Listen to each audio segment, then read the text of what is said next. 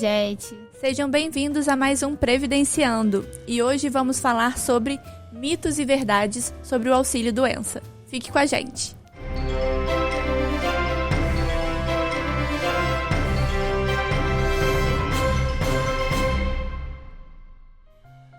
Olá, pessoal! Oi, gente, tudo bem? Estamos aqui em mais um Previdenciando. E como a gente recebe muitas dúvidas, né? A internet está aí cheia de informação, fake ou não. E aí a gente resolveu, por que não bater um bate-papo falando sobre os mitos, né? E verdades ou não do auxílio-doença, especificamente, né? Acho que é o benefício mais pedido. E ultimamente é o mais falado, né? Por conta das filas de espera, né? Espera pra perícia. Sobre as modificações nos atendimentos, se vai ter perícia, se não vai ter perícia, se é análise documental, se é... Enfim. Então, ele tem batido recorde, inclusive, nos nossos atendimentos. Sim. E ele é recorde de dúvida também, né? Então, as pessoas acham muita coisa sobre o auxílio-doença que, às vezes, não é exatamente aquilo. E até mesmo depois da reforma, né? Como reduziu um pouco a possibilidade das pessoas se aposentarem, a chance de pedir auxílio-doença vai ser muito maior, né? A probabilidade de pedir auxílio-doença vai ser muito maior. E também, depois da reforma, tem aquela sacada de que o INSS, dependendo da situação, pode querer aposentar o cara por invalidez ao invés de manter ele no auxílio-doença. Então, sim. Coisas interessantes de se falar. Então, vamos lá, então? Vamos lá. Primeiro, vou jogar essa pra você começa. Tá. Ai, meu Deus, será que eu vou errar? Primeiro, não é preciso pagar o INSS para ter direito ao auxílio-doença. Mito! Mentira, tá? Todo benefício previdenciário, ele é recebido a partir de contribuição que você faz para o INSS. Não existe qualquer benefício previdenciário que você receba sem pagar o INSS, né? O que a gente tem são benefícios assistenciais que dependem de outras regras, né? De questão socioeconômica, idade ou deficiência, que é o BPC. Mas auxílio-doença, você tem sim que estar pagando o INSS por um determinado período. Então, não tem como receber auxílio-doença sem pagar o INSS. A gente vai ter... o INSS, ele funciona como... Ele é um seguro, né? É um seguro nacional. Então, para você ter direito a um benefício administrado pelo INSS, que seja de caráter previdenciário, você vai ter que estar pagando, né? Esse seguro. E aí, o que vai variar é a necessidade ou não de preenchimento da carência, né? Mas precisa estar pagando o INSS. Sim, então dessa eu vou até puxar uma outra. Estou doente e começo a contribuir, peço o auxílio-doença. É verdade que eu vou ser negado? Depende. Tem uma específica dessa aqui. Faz a específica então pra gente contextualizar. Quem começa a pagar o INSS já doente não tem direito ao auxílio-doença. Verdade ou mito? Fico no depende. É mito, porque na letra fria do que está escrito é mito, porque não necessariamente. É muito simples. Como a gente estava falando, ele é um seguro. O INSS é um seguro. Então, eu repito isso para meus clientes todo dia. Não tem como você... Por exemplo, tem um carro, bate o carro, depois contrata o seguro e vai querer que o seguro cubra a batida anterior à contratação. É a mesma coisa com o INSS. Não tem como você esperar que a INSS vai te conceder um benefício se você já começa a contribuir doente, né? Então, como que ele vai cobrir ali aquela situação anterior? Mas tem situação em que você vai conseguir o benefício por conta dessa doença, que é o caso da progressão, né? Do agravamento, ou agravamento da patologia. Da doença. Então, assim, essa é uma parte mais das advogadas aqui que vão vasculhar ali a sua documentação médica inteira para tentar achar alguma possibilidade de você conseguir um benefício, né, de auxílio-doença a partir daquela doença, mesmo você já tendo ela, ser portador dela antes de começar a pagar o INSS. Então, por isso que a importância. Exatamente. De um é onde a especialista. gente entra com aquela velha máxima de que é fundamental você tá na dúvida e tá diagnosticado com alguma doença incapacitante, procura um advogado especialista em direito previdenciário que ele vai conseguir elucidar. Por quê? Porque você, dependendo do que você faz, você vai conseguir pedir aquele benefício no INSS mesmo você já estando doente, né? Mas são muitas variáveis. Então, a gente tem o olho, né, para chegar e falar, olha, se você nunca pediu benefício por essa doença, se você... Porque é aquela questão, né? Se apresentar o pedido ao INSS de forma autônoma, sem conhecimento do que está fazendo, a chance dele ser negado ali é muito grande. E se ele for negado por uma questão técnica e não por falta da doença, falta da incapacidade, a gente pode ser que realmente não consiga mais benefício por aquela doença, porque todos os seus documentos médicos já vão estar registrados no INSS. Então, antes de fazer o pedido no INSS, tem que estar 100% certo se está sendo preenchido todos os requisitos técnicos para a concessão desse benefício, né? Sim.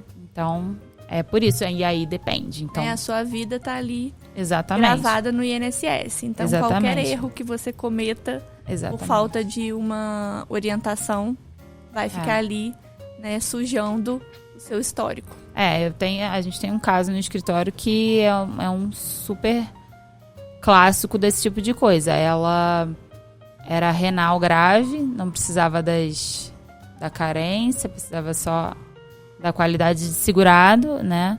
E ela fez o pedido no INSS antes de consultar a gente.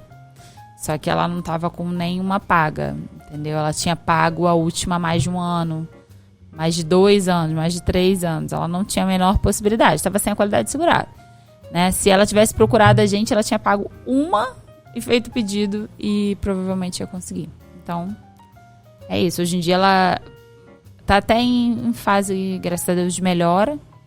Então a gente tentou o LOAS para ela, nem o LOAS conseguiu, porque não foi caracterizada a deficiência, né, por conta da doença. Sim.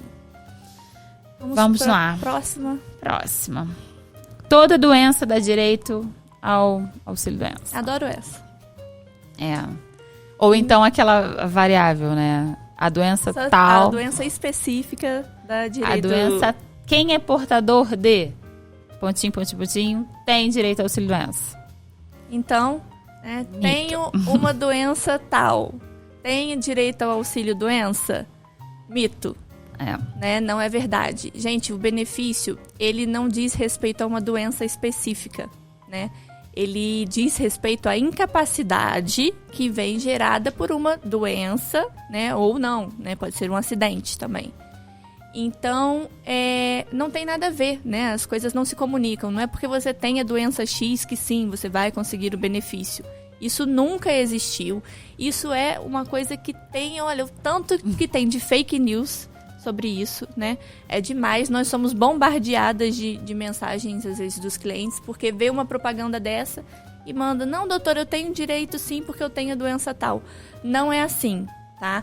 No seu laudo, além de estar descrita ali a doença, os sintomas, o seu médico tem que atestar que você não está capacitada, né, para trabalhar, capacitada para trabalhar, e relacionar também os sintomas da sua doença com o que você faz, né? Qual que é a sua atividade de trabalho. Porque isso é o mais importante. Isso daí é fundamental. Se você, né, tem... Vamos pegar um exemplo aí. A gente teve um caso no escritório uns anos atrás, que era o seguinte: a pessoa pagava, a família pagava a autonomia para uma pessoa com uma patologia neurológica que estava se agravando, né, ao longo dos anos. Só que essa pessoa, ela não tinha nenhuma atividade habitual, né? Então a gente fez o pedido do auxílio-doença, foi negado, né? Fomos para a justiça, na perícia foi atestada a incapacidade permanente, Só que ela não conseguiu o benefício, porque ficou comprovado que ela não trabalhava. E o auxílio doença, aposentadoria por invalidez tem que ligar, né, elar a incapacidade para uma atividade habitual, né, para um trabalho. Então, se ela não trabalhava, ela não... E ela falou claramente que ela não fazia nada, que ela não trabalhava. Então, você vai estar...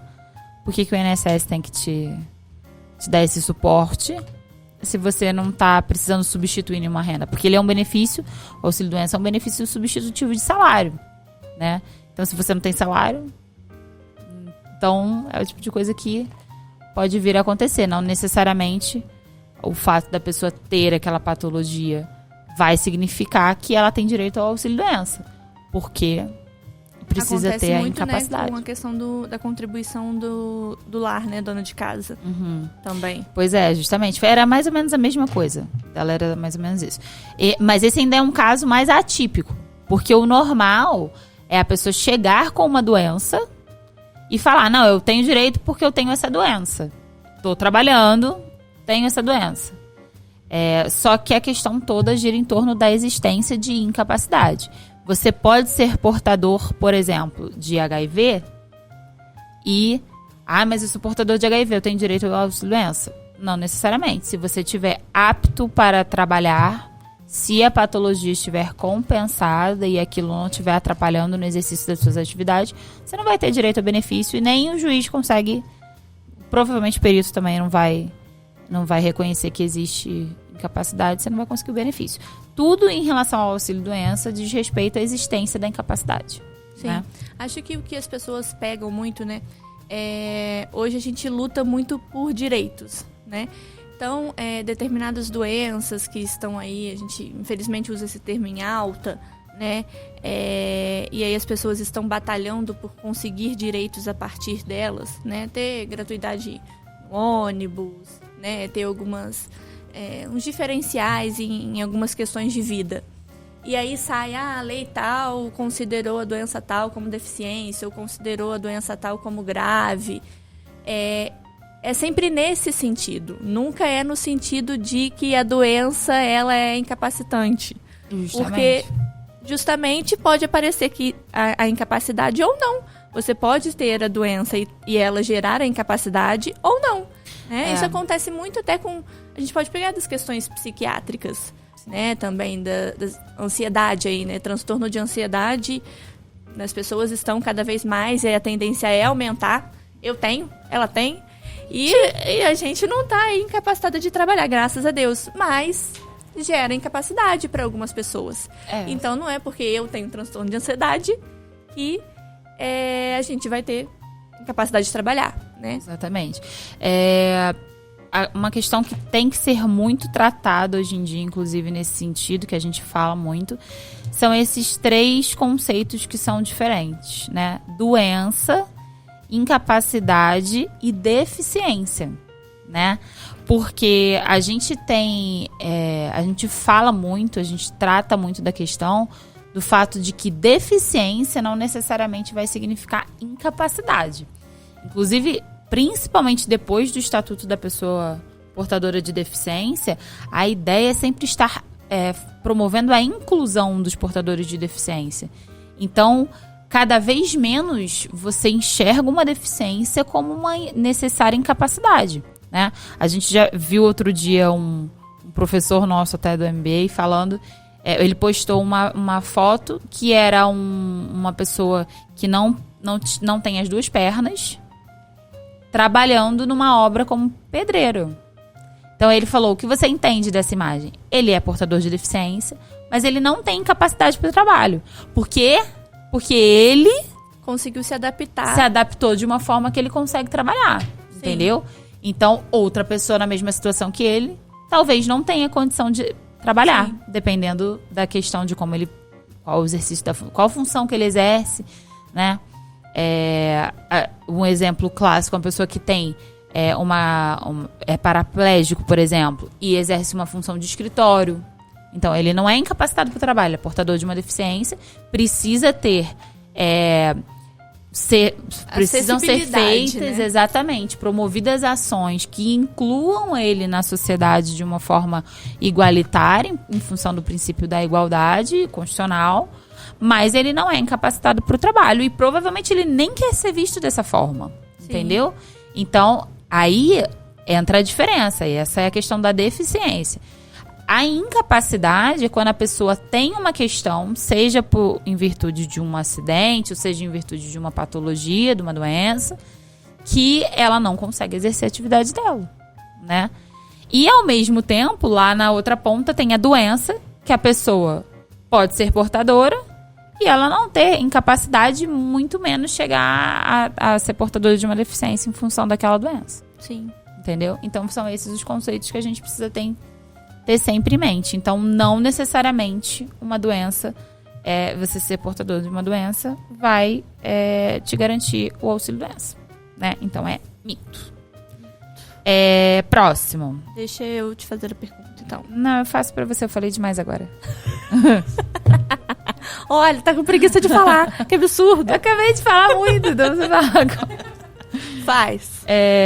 Nem sempre é preciso cumprir a carência de 12 meses para o auxílio-doença. Verdade.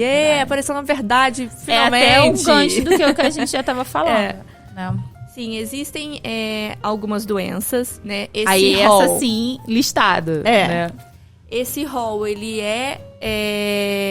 a gente ainda consegue, assim, com muita briga, modificar ele, mas ele tem ali um rol taxativo, né, dizendo as doenças específicas que você, sendo portador daquela doença e estando incapacitado para o trabalho, não necessariamente você tem que ter pago 12 meses, né, tem que ter os 12 meses de carência, que são as contribuições necessárias para o auxílio-doença, né. Na regra geral, uma doença que gera incapacidade, você tem que estar pelo menos há 12 meses contribuindo com o INSS. Isso no primeiro pagamento, né? A sua primeira contribuição ali com o INSS.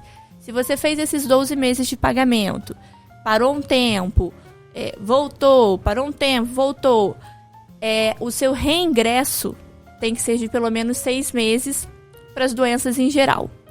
Para um rol de doenças, basta uma contribuição e você consegue com o benefício de auxílio-doença, né? Dentre elas estão aí questões de nefropatia, câncer, né? Questão renal, câncer, neoplasia, né? Seja em qualquer lugar.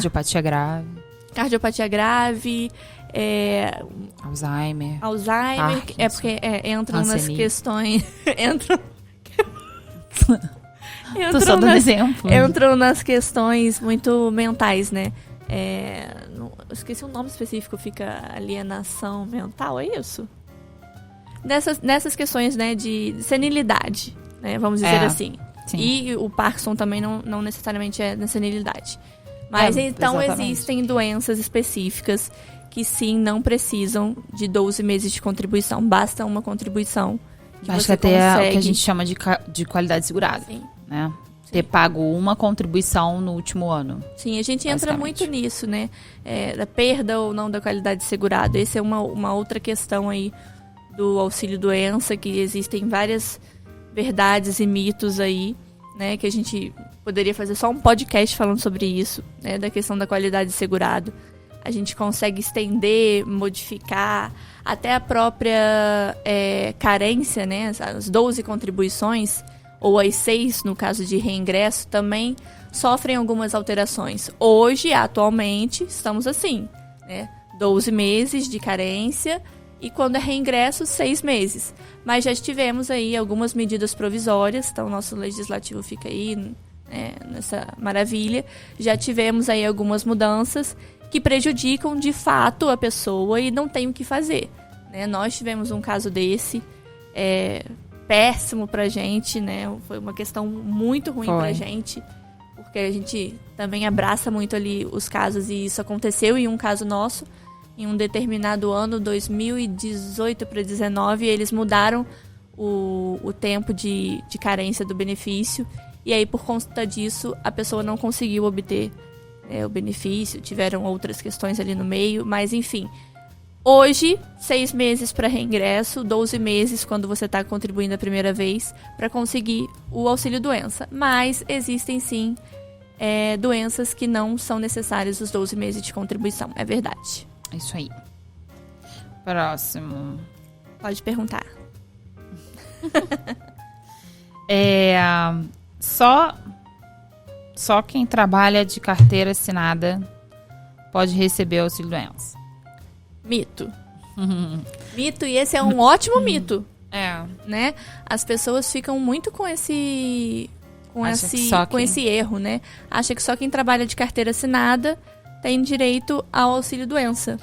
Na verdade, a contribuição previdenciária é um tributo, né, que tem como fato gerador a aferição de renda, né? Então, a pessoa recebe, trabalha, exercício da atividade laborativa, né? O exercício da atividade remunerada. Porque se a gente falar muito assim, fica confundindo com o do imposto de renda. Então, o fato gerador da contribuição previdenciária é o exercício da atividade remunerada. Então, se você trabalha, mesmo que seja como autônomo, você tem que estar pagando o INSS, correto? Você contribuir para o INSS, né? Não confundir que, eu trabalho, então eu tenho direito ao auxílio-doença se você estiver contribuindo. Exatamente, tem que contribuir. Existem outras formas de contribuição, além da pessoa que trabalha de carteira assinada, né? Então, os domésticos também, que também têm a carteira assinada, né? Hoje em dia já tem todos os direitos de forma igual, mas temos a categoria dos domésticos, temos os contribuintes individuais que vão contribuir aí ou pelo carnê, ou pela guia emitida, ou pelo MEI, né? Então, sim, MEI dá direito ao auxílio-doença, né? Contribuição do MEI dá direito ao auxílio-doença. Tem que ter cuidado como é que você paga o MEI, mas tem direito. Tem os facultativos também, entendeu? Vai mudar a questão da qualidade de segurado, da manutenção da qualidade de segurado para o facultativo. Mas todos esses tipos de contribuintes vão ter direito ao auxílio-doença desde que estejam pagando o INSS, esteja em dia. Em dia para o INSS vai variar entre um ano, né, menos de um ano ou menos de 6 meses da última contribuição, dependendo de qual categoria de contribuinte você é. Né? E o único que não precisaria, né, estar contribuindo, porque é um segurado especial, é o trabalhador rural, né? Trabalhador rural, pescador artesanal. Esses, já, né, por lei, eles não vertem contribuição diretamente para o INSS. Eles não são obrigatórios, né? E aí... São chamados de segurados especiais. Sim, né? E aí, então, o trabalhador rural, mesmo que ele não esteja pagando ali contribuição previdenciária, e vem aí uma doença incapacitante, ele tem direito ao auxílio-doença, né? Então... É uma exceção essa. É uma exceção dos que trabalham e precisam pagar. É a única exceção. Né? O INSS pode negar o benefício ou conceder por um período inferior ao que foi indicado no atestado médico. É aquele exemplo, a pessoa teve lá uma... Verdade. Teve uma questão de incapacidade que o médico sugeriu afastamento de, 180 dias.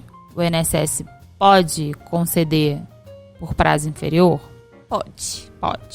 Né? Esses dias tive até uma discordância aí com o médico, sobre o seguinte, lá pelo estatuto lá deles, né, o regimento da medicina... Palavra bonita pra dizer, briguei com o médico. Não briguei, eu fui bem educada. Ele falou que ele não poderia testar, né, o médico, que a pessoa estava incapacitada, porque só quem atesta isso é o perito. Tinha um fundo de verdade no que ele estava falando, ele só não soube me explicar, né, e aí do jeito que ele colocou pra mim, tava ruim. O médico, ele tem sim que afastar você do trabalho. Porque se o seu médico, que está ali te acompanhando, não faz a indicação de que você tem que se afastar do trabalho, e isso, entre linhas, quer dizer que você está incapacitado, se ele não faz, né, se ele não faz essa observação no seu laudo, você tem que ser afastado por tanto tempo, ou por tempo indeterminado, ou permanentemente, não tem como voltar, não tem como o perito se basear, porque o perito ele vai pegar o laudo do médico para ver. Na verdade, ele não soube interpretar a lei, né? Essa que é a verdade.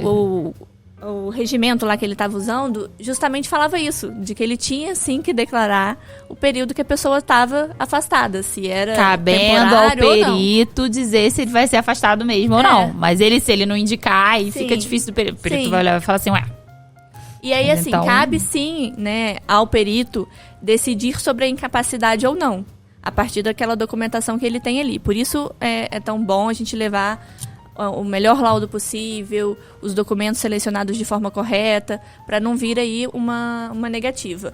Mas, sim, é ele que vai falar se você está capaz ou não. Por mais que o seu médico coloque que você está incapacitado, o perito pode vir e falar que você está capacitado, né, no INSS. E aí a gente tem as possibilidades de modificar isso.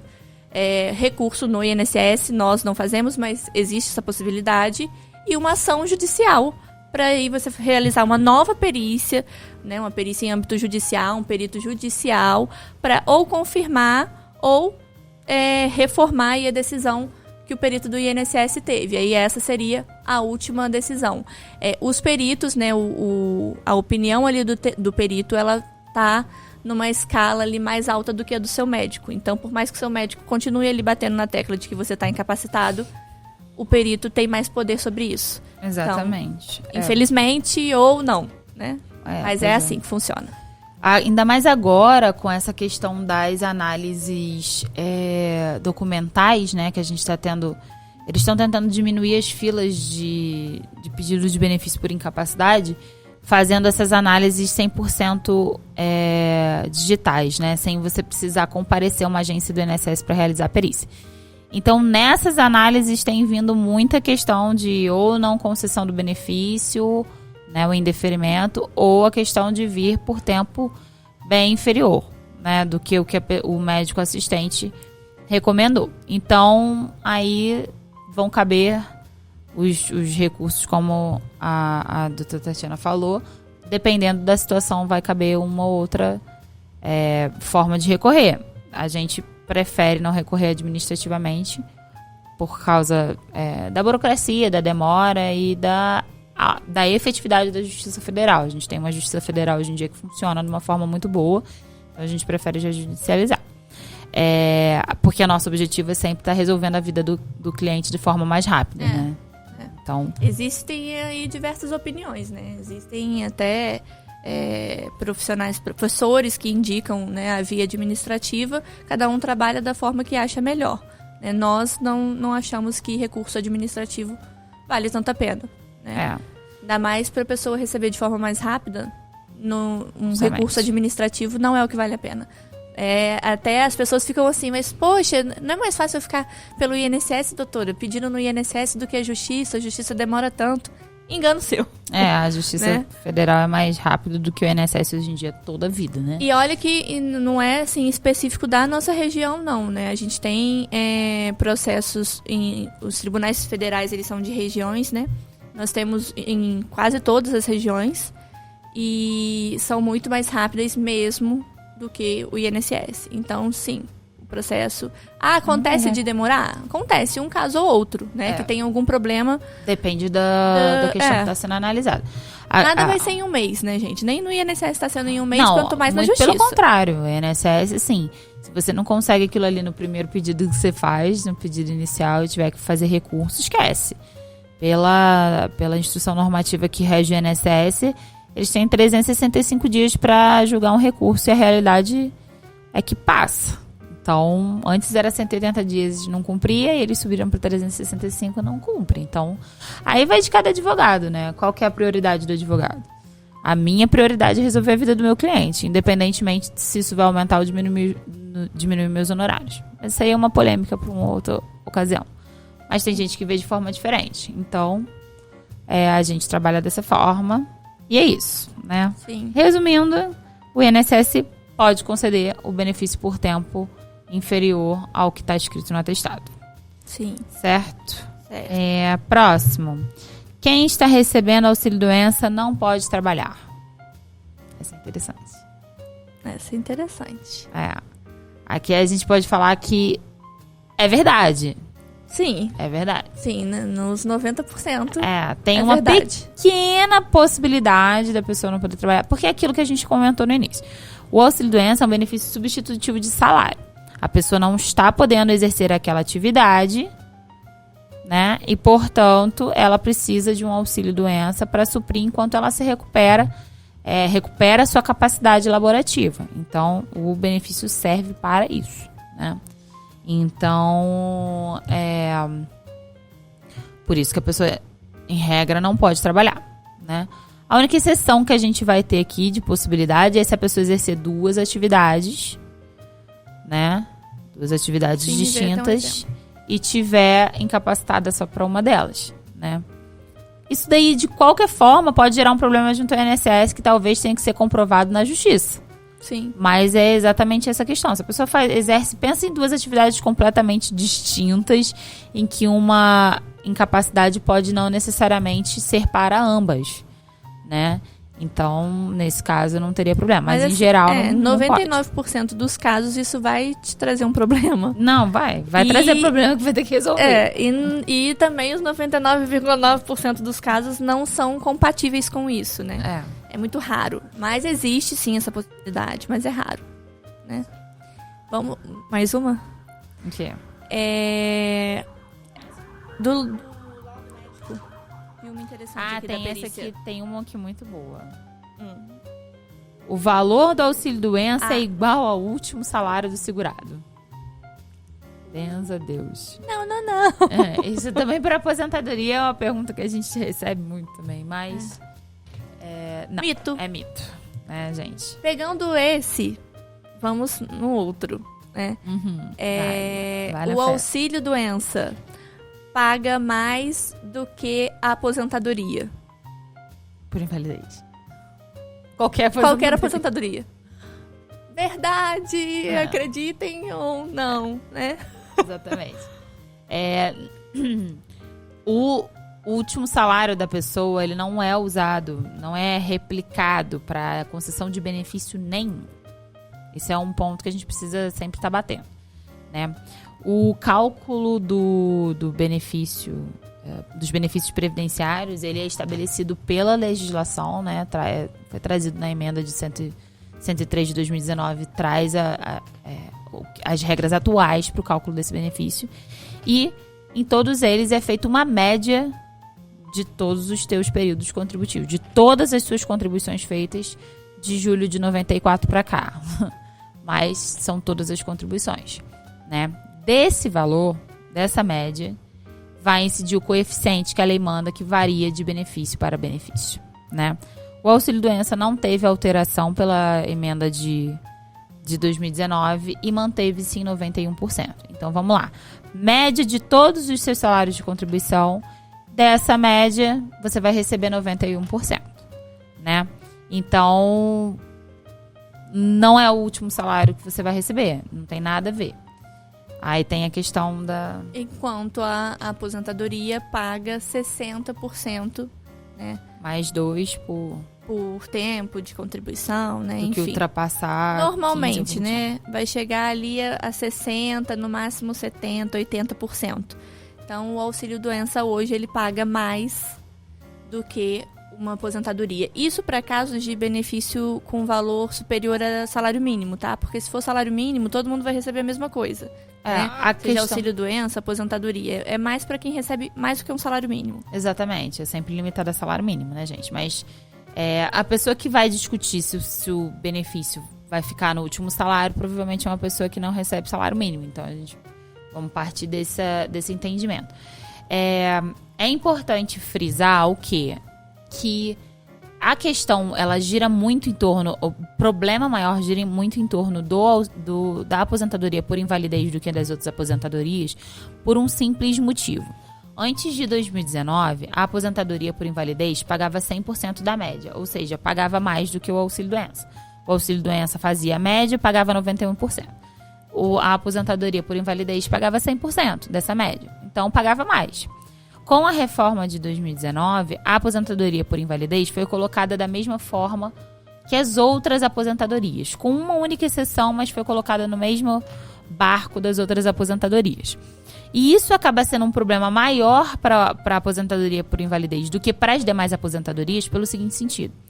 Existe uma forma de aumentar esses 60%, que é 2% ao ano do que ultrapassa 15 anos de contribuição para a mulher e 20 anos de contribuição para o homem. Quantas vezes uma aposentadoria por invalidez vai ser concedida para pessoas que já tenham mais do que 15 ou 20 anos de contribuição? Raras vezes, entendeu? Então, o maior problema está na aposentadoria por invalidez. Porque a aposentadoria normal, apesar de ter esse percentual, esse coeficiente de 60, mais 2 também por ano que passa, a gente vai ter mais chance daquela pessoa que está se aposentando na aposentadoria programada ter mais do que 15 ou 20 anos de contribuição. Então, ela vai chegar no percentual maior. Enquanto nas aposentadorias por invalidez, a chance da pessoa que está incapacitada de forma permanente ter trabalhado menos de 15 ou 20 anos é muito grande.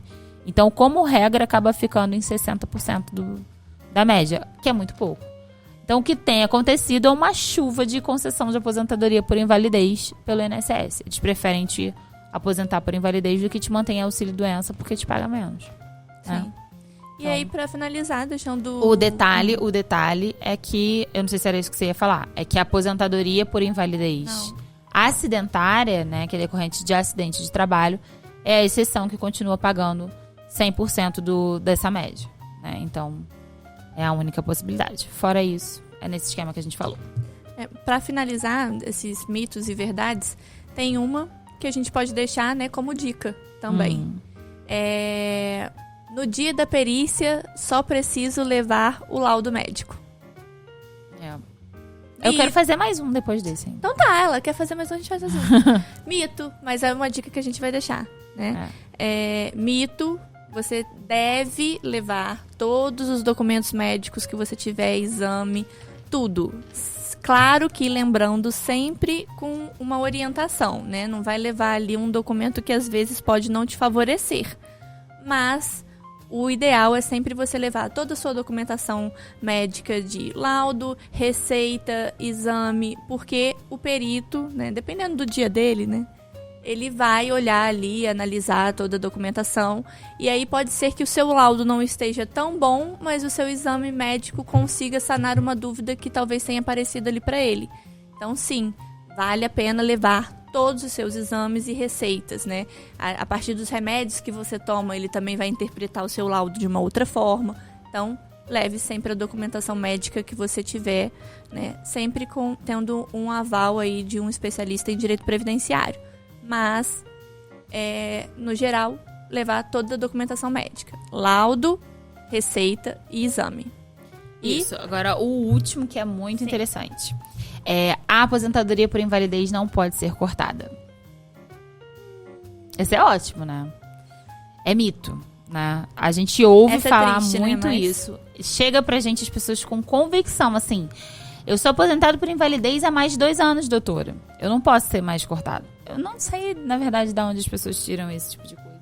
Eu acho que tem a ver com a legislação para estatutário, que às vezes é um pouco diferente. De qualquer forma, hoje em dia...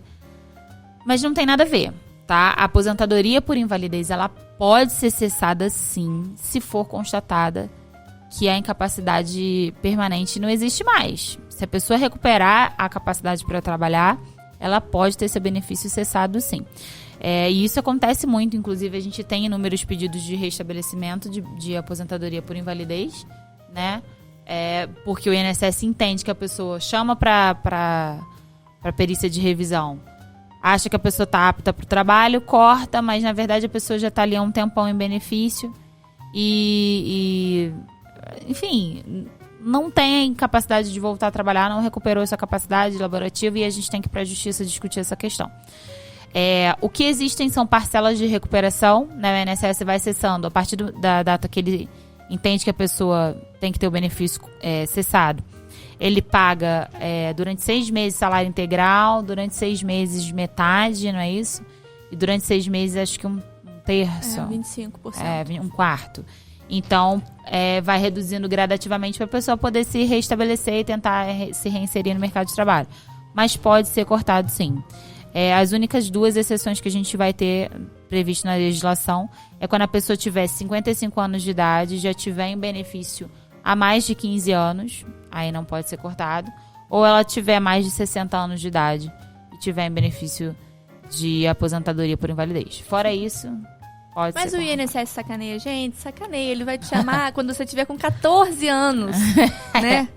Recebendo 14 anos, aí ele chama você e corta, porque aí você não tava 15. Acontece. Exatamente. Né? E um outro detalhe que é assim, bônusinho, é que o período que você fica em benefício de auxílio-doença ou aposentadoria por invalidez, ele conta como tempo de contribuição e como carência, tá? Esse tema já é pacífico, desde que ele esteja entre períodos contributivos. Isso está inclusive na lei.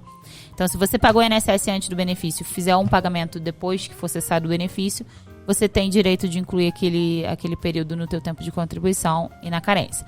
O INSS ama quando a gente chega com um pedido de averbação de 15 anos de aposentadoria por invalidez ali, mas tá na legislação. E aí a gente tem que levar para a justiça. E aí o tema é discutido lá. Geralmente a gente tem que discutir essa questão lá.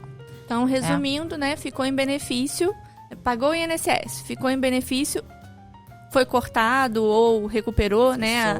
A capacidade laborativa, paga de novo, porque aí esse período vale. Não adianta você pagar o INSS, ficar em benefício por conta de capacidade, né? Tá ali recebendo auxílio-doença, completou 62 anos mulher ou 65 anos homem, dá entrada no pedido de aposentadoria, contando com esse auxílio-doença sem fazer nenhuma contribuição depois. Não vai valer. Então, assim, antes de pedir, faça uma contribuição, porque esse período vai estar valendo. E consulta um especialista para não dar problema, né? Porque a gente sabe que Sim. a regra é dar problema. Sim. Né? Então Completou os seus... Completei mais ou menos. Ficou ainda faltando umas, mas a gente fala demais, então deixa para o próximo. Bom, a gente está sempre disponível, né, para qualquer dúvida e perguntas. Né? A gente fez aí um compilado, juntou um pouquinho aí o que mais tem de dúvidas sobre auxílio-doença e um pouquinho entrando na aposentadoria por invalidez, mas estamos aqui, então pode deixar sempre um comentário, às vezes com a sua dúvida, curte esse vídeo, compartilha, manda para alguém que está aí com dúvidas sobre auxílio-doença, achando que tem aí verdades absolutas, né? Mas que infelizmente tem muita fake news sobre benefícios previdenciários em geral. A gente vai voltar fazendo várias sobre respostas, né? De outros benefícios também sobre a previdência em geral. Então, acompanhe sempre o nosso canal. Até mais. Até.